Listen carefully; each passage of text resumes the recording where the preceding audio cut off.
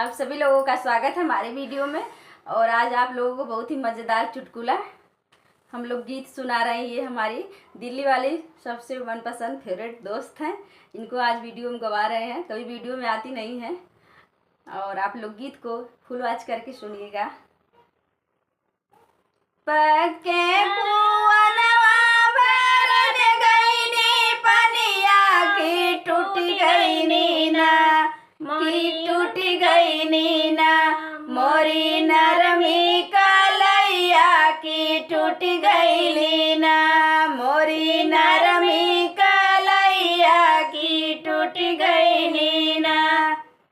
गलियां की गलियां घूमेला बैदवा भोला दसा सुना, भोला दसा सुना, अपन बैदा डॉक्टरवा भोला दसा सुना, अपन बैदा डॉक्टरवा भोला दसा सुना।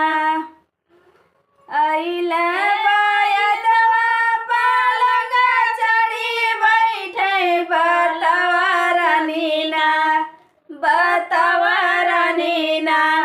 अपन दिल कई दर दिया बतवरा नीना, अपन दिल कई दर दिया बतवरा नीना।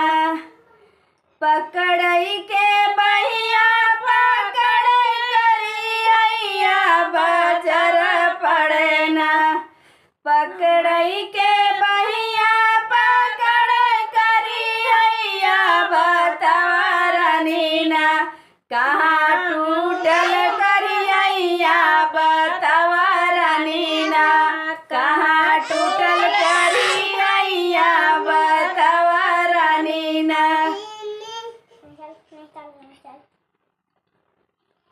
छोड़ू छोड़ू मोरी करिया बजर पड़ना, बदा तोरी बया बजर पड़ना, बदा